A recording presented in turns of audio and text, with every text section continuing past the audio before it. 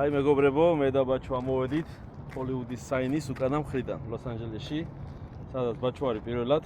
ხო, და შეუძლებელი მეგონა აქ მოხვდა ესეთი ინფორმაციები და ხო და ამ ვიდეოს მე მივადებ კომენტარში ნისლის დროს როგორ აჩანს რა, ანუ საერთოდ რო თითქმის არ ჩანს ერთ სიტყვით, მაგრამ ცოტათი აღქმადი არის ჩრდილები. აქ არის აი ყველაზე მეტი კამერა, მე მგონი, რაც კი რამე არსებობს.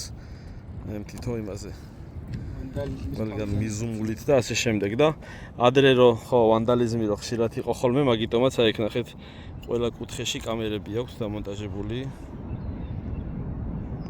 აი აქაც კამერა არის. ეგ მეორე კუთხეშიც, აი აქაც. ალბათ აღქმადი არის. ხო და აი აქაც კამერებია ყველგან. რო გადმოპარო არ შეიძლება. და ჩემი ძველი ვიდეო თუ აქვს ნანახი, იქ ზემოთაც ანუ კიბეებით ასასვლელი და ზემოდან გადაღებული. ანუ ეგეთი ვიდეოები ზოგადად ანუ არ შეიძლება ხოლმე, უბრალოდ მე გამთენისას ძალიან ადრე რომ ამოვდივარ ხოლმე, ის არის რა, ანუ ეს სიტყვით რა, ჩემ უბრალოდ გადმოვხედავ და ვსო რა, სანამ აქ მოძრაობა დაიწყება, ერთ სიტყვით მოგვე წასული ვარ ხოლმე რა. ნუ ზოგადად ისა რა ქვია, დამრღვევი ადამიანი კი ვარ, მაგრამ რაღაცებს უკვე ვცდილობ რომ სხვა არ დავაშავო და მანდ არავის არ ვაშავებ. ესე ვთვლი.